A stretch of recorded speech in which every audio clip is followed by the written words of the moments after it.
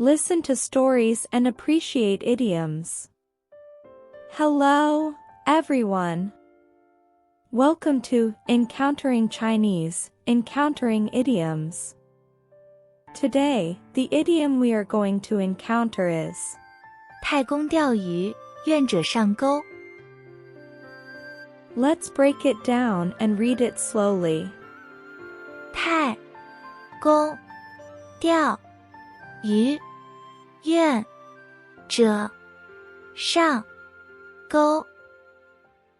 太公钓鱼，愿者上钩。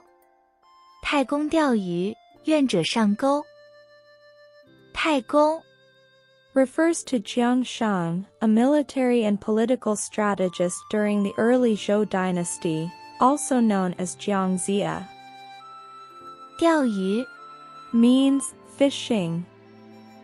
愿者 means volunteer or willing participant. 上钩 means get hooked or take the bait.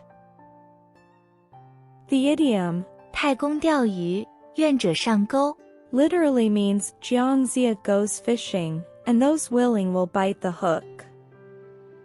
In modern usage, it metaphorically refers to willingly falling into a trap or being easily deceived. The idiom 太公钓鱼，愿者上钩 originated from the book 武王伐纣平话。 The original text states, 江上因命守时，直钩钓渭水之鱼，不用相饵之时，离水面3尺，上自言曰：复命者上钩来。 The meaning of this phrase is that Jiang Shang, by following timing and destiny, used a straight fishing hook to catch fish in the Wei River without any bait. He held the hook 3 feet above the water and said to himself, "Those destined to be caught will willingly take the bait." The story behind this sentence goes like this. Once upon a time, during the Shang dynasty in the 11th century BC, there was an elderly man named Jiang Shang, who was nearly 80 years old. In his youth, he held a high position as a lower official in the Shang dynasty. However, he was deeply dissatisfied with the incompetence and tyranny of King Zhou of Shang, so he resigned from his post. Fearing punishment from King Zhou, he fled to the land of Shiqi. Upon arriving in Shiqi, Jiang Shang discovered that the region was prospering under the governance of Duke Ji Cheng of Shiqi, and the people lived in peace and abundance. He greatly admired Duke Ji Cheng's leadership and decided to seek refuge with him and offer his assistance. However, he felt that as a former official who had fled from the Shang dynasty, his act of seeking refuge with Duke Ji Cheng might be met with ridicule. After careful consideration, he decided to settle in a small village near the Wei River in Shiqi, where he could wait for the right opportunity to arise. Days turned into years, and Jiang Shang, unnoticed by others, grew closer to the age of 80. He lived a leisurely life without anyone recognizing his talents. One day, Jiang Shang, as usual, went fishing by the Wei River to pass the time. At that moment, a woodcutter named Wu Ji happened to pass by carrying firewood. Wu Ji was curious to see the peculiar old man fishing and approached him. Wu Ji noticed that the old man was using a straight fishing hook to catch fish, and he held the hook 3 feet above the water's surface. Furthermore, there was no bait attached to the hook. Intrigued, Wu Ji asked the old man, "Sir, may I ask for your name?" Jiang Shang replied, "I am surnamed Jiang, named Shang, with the courtesy name of Zia, and I am known as Flying Bear."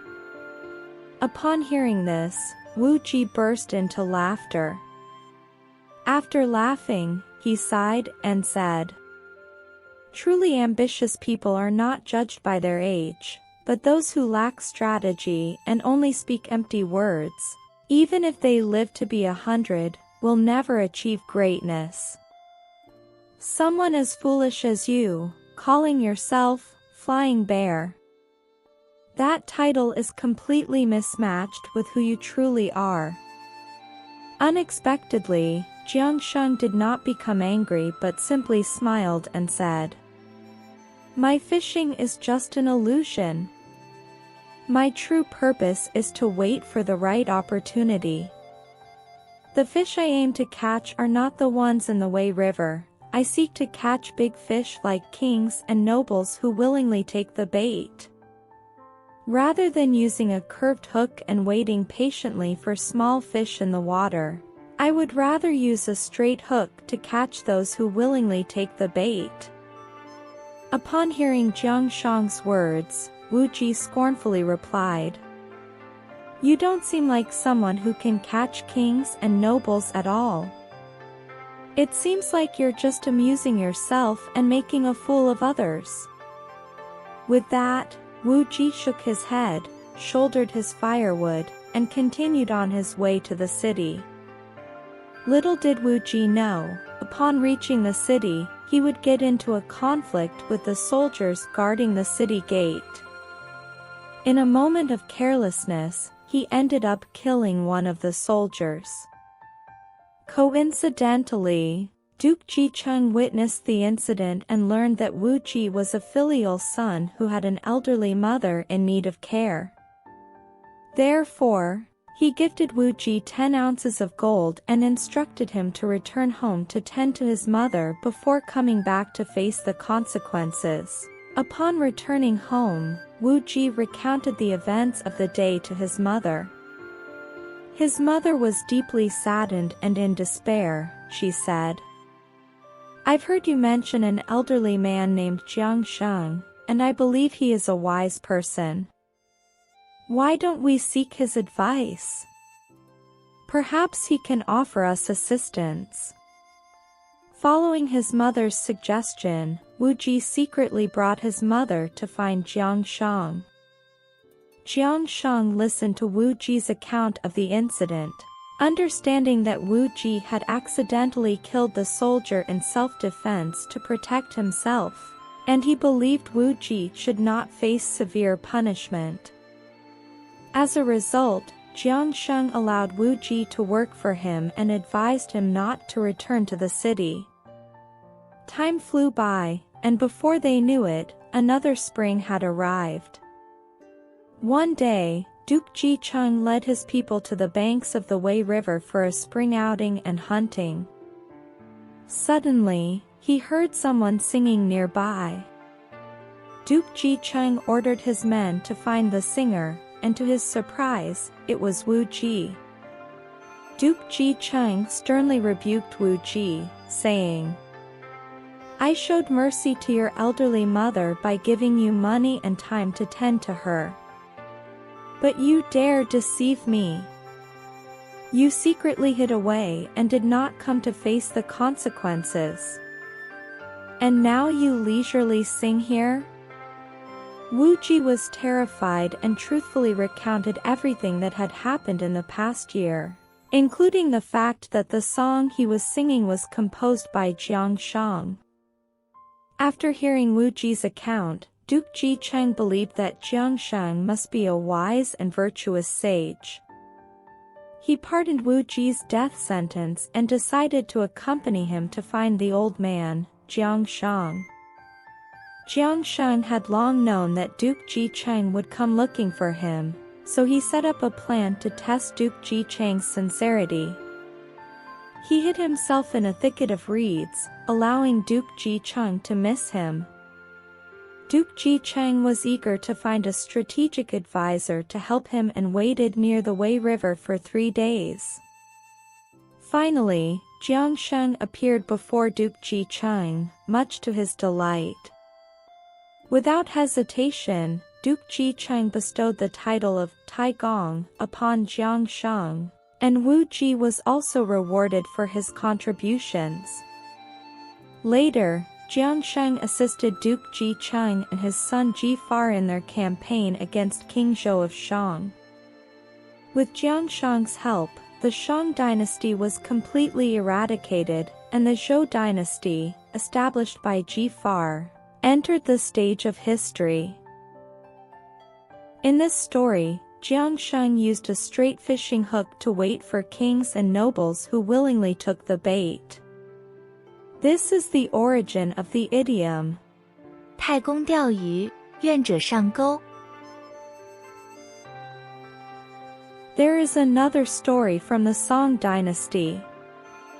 There was a famous poet named Su Dongba, known for his extensive knowledge and talents. He was greatly loved by the people.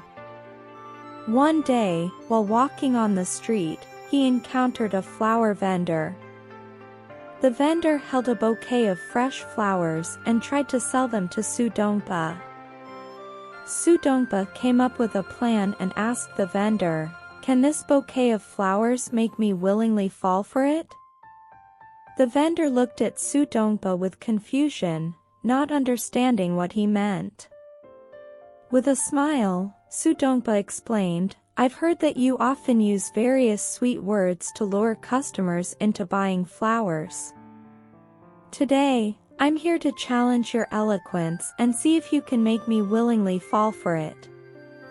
The vendor found it quite interesting and immediately accepted Su Dongba's challenge. He began passionately describing the beauty and characteristics of each flower, using poetic language to showcase their charm to the fullest. Su Dongba listened attentively and then chuckled, saying, "You are indeed skilled in your speech.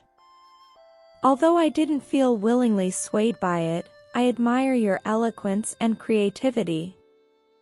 Upon hearing Su Dongba's words, the vendor couldn't help but feel a little disappointed. However, Su Dongba explained, "I am a person who appreciates talent, and I admire your eloquence and effort. Although I don't need these flowers, I am willing to purchase all of them from you for 1 silver coin." The vendor was overjoyed and understood Su Dongba's intention. Su Dongba willingly bought all the flowers not because of the vendor's flattery but because he appreciated the vendor's eloquence and effort. That was the part that interested Su Dongba the most. In this story, Su Dongba, despite not needing the flowers, willingly purchased all of them from the vendor. This exemplifies the idiom, 太公钓鱼，愿者上钩. 2 stories have been told. Next, let's review the idiom we encountered today. 太公钓鱼，愿者上钩. 太公钓鱼，愿者上钩. Finally, let's use 太公钓鱼，愿者上钩. to make a sentence. 你为什么怪我？你是太公钓鱼，愿者上钩。你为什么怪我？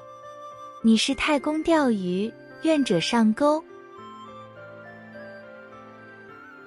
That's all for today's Encountering Idioms.